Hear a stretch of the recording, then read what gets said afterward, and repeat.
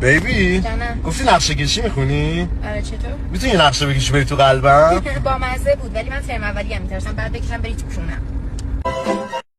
وای خدا دلم درد جون بخورمه. نه خب بخور دیگه یا بخور دیگه خون سگ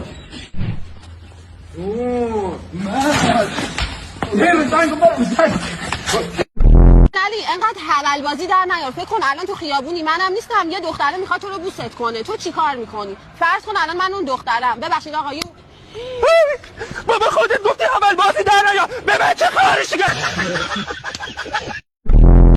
تو خیابون دارم میخوابم. دیروز مامانم گفت واسه مهمونا یه چیزی بگیر. منم واسه اسم گرفتم. آیا راکی یه سوال ازت میپرسم اگه درست بگی شب میام خونتون. خب بگو ببینم. تو این ماشین چند تا شخصیت هست؟ خب دوتا. نه اشتباه گفتی چون من خودم دو شخصیتی ام. نه شما داری اشتباه میکنی، من خودم بی شخصیتم. بریم یه تعریف از دوست دخترتون بکنید لطفا. والا کلمات نمیتونن زیبایی ایشونو توصیف کنن ولی اعداد میتونن. 3 از 10. این چاقوی که شما خریدین نواسه باشه تیم. خیلی هم تیزه.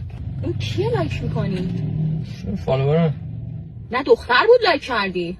چه میدونم چی میشه؟ بفهمم دختر لایک کردی چاقو میکنم تو سینه. نه بابا. نه بابا. چرا؟